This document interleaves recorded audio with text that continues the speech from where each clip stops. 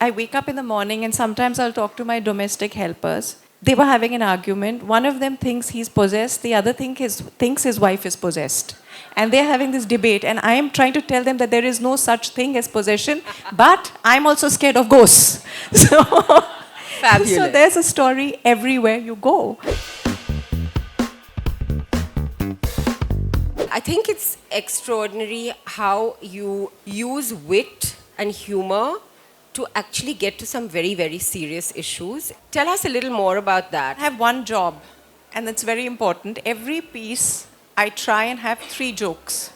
That is my formula. It's really exactly the way that antibiotic syrups are flavored with strawberry. So it's more palatable, and I do that in the columns. I've always believed that you can make a big impact with humor. When I was young and, I was teased because I was really round as a teapot, I definitely gave it back. I used my fists, but I also used my tongue. And I realized that my tongue was actually stronger than my fist. At 57, my attention span is like definitely shorter than that of a sparrow in Bombay. How have you changed the style of your writing to suit this new kind of quasi-reading community? And do you feel there is a need to do that? It's a very big question. It depends upon the book.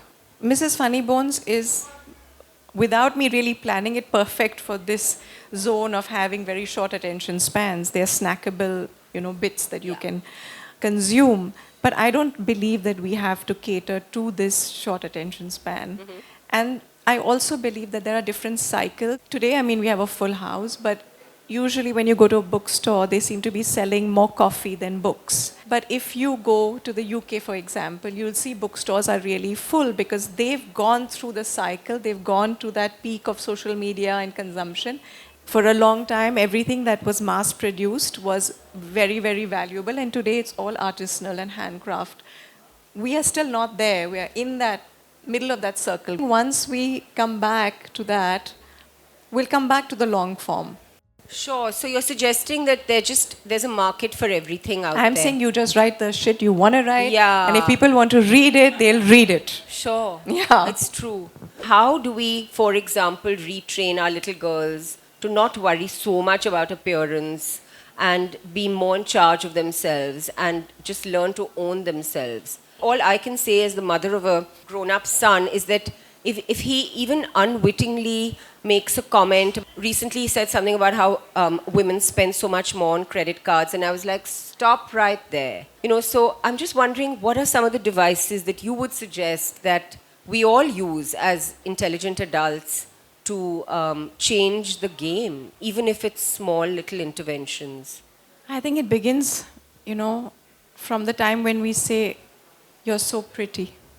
Instead of saying you're so smart, you're brilliant, you're clever, you're bright, you're strong, we say you're so pretty. And we never qualify it, as if being pretty is just everything. So if from the beginning, every time you can compliment your child and say the child is beautiful or pretty, but if every time you just add, what I really like about you is that you're so bright and pretty, and you add that as a qualifier, you keep negating the fact that you have to be anchored to this whole world of appearances. And honestly, when you're young, beauty is a given. It's part, I think Ursula Le Guin said that. You haven't earned it. It's just hormones and genes. And as you get older, and that starts vanishing, if that's all you've ever heard your whole life, what are you going to bank on? And because you don't know what to bank on, you deplete your bank account and fill your dermatologist's bank account.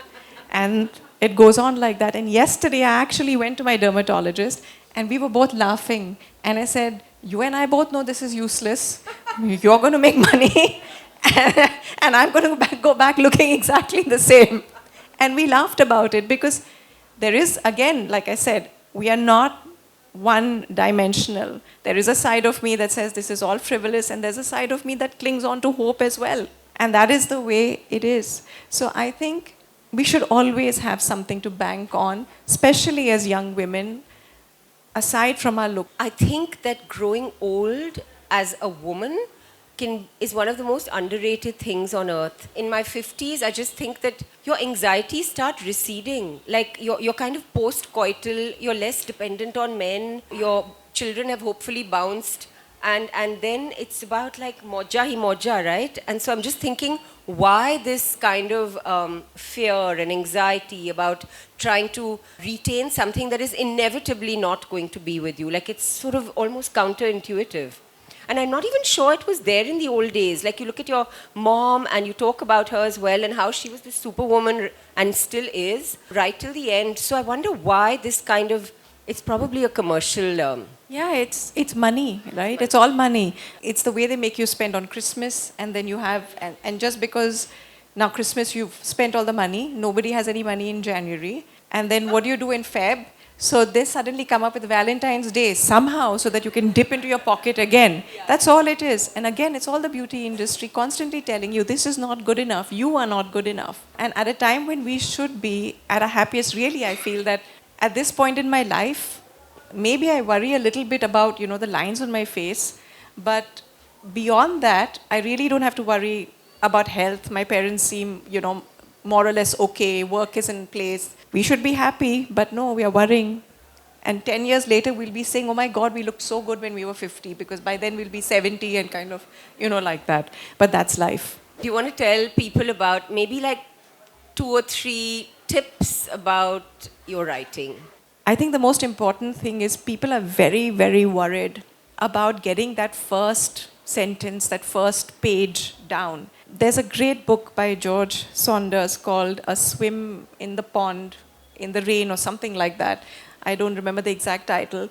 He totally believes there are 2 things that you need to know. One is, why are you starting a story on this particular day? Why this day? What is so important about this day? Because it frames an arc. And the second thing that he says is, it doesn't matter what your first sentence is. You can always go back and change it.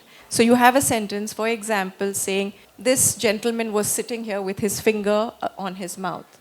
And then we keep making it more and more specific, more and more specific. He was wearing a blue shirt. Why was his finger on his mouth? What's going on? And suddenly you have a paragraph. And once you have a paragraph, and then you have a second and a third, you can slice and dice, and you have an entire page.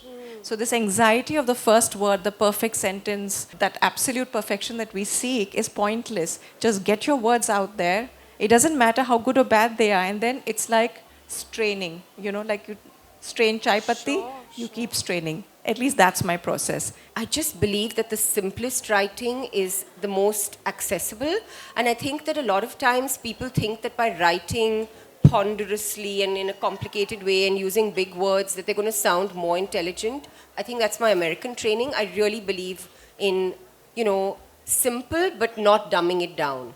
So, just clean sentences that don't have too many commas that go on, and things that just get through to the audience, and that feeling that, no matter who your reader is, whether they're like a PhD or just a person who is browsing a bookstore and wants to kind of read a good book, you have to be respectful of whoever that is. And I really believe that a good book will touch many hearts. And there's one more thing. I mean, this is India. There's a story everywhere. It's true. I wake up in the morning and sometimes I'll talk to my domestic helpers. They were having an argument. One of them thinks he's possessed. The other thinks his wife is possessed. And they're having this debate. And I am trying to tell them that there is no such thing as possession. But I'm also scared of ghosts. So, Fabulous. So there's a story everywhere you go. And I think that's why I really love being here. And Neelam Raj, my editor at Times of India, said... Mine too. Yours too. She actually told me this. She said, your columns lack flavor when when you were living in the UK. And I said, that's true, because this is an everyday encounter with the absurd, and it's fresh, and then I can put it down. So I don't think I can really move away from here, because then I won't have stories. What tips do you have if, suppose, your son, who's pretty young, like I have a very young child, he comes back to me saying, Mama, why are you going alone to a coffee shop? What are you writing? Why can't you write at home? So he doesn't understand why I need to step out, have my own time, because I was not this self, say, 10 years back. So what is your advice? How do we deal such questions? You won't like my advice. And you won't like it because I would tell you that from the very start, you have to set your boundaries. And once you set your boundaries right in the beginning with your spouse, your children, your in laws, your friends, in the beginning they may think this whole thing that you're arrogant or you are, self-centered. They will have these notions right in the beginning, but over a period of time, anything that you do would be better than what you have already done, so they'll start loving you. So start off on a bad note, and then the only way forward is, to on the positive side. At this point, I think you just have to keep explaining yourself. But for anybody else who is just about starting out, set your boundaries right in the beginning. This is what you are okay with. This is what you're not okay with. You're not going to be the most popular person, but it's going to save you a lot of headache in the long run. Can't agree more. Remember that Indian families are like vacuum cleaners. So they just try and hoover you in at any point, and you have to be. You can't just turn into a dust ball. I have a problem with my husband. I'm going to ask directly to you. The thing is, no, seriously. So when I'm reading, solving crossword or writing, he sings really annoying songs. Okay, and then I lose my train of thoughts. So for solving a puzzle and reading, I can manage, but with writing, I can't. And please don't suggest noise cancellation earphones. So what is your solution to this? I actually have a solution for you. Change the husband. No, not change the husband. No, not change the husband.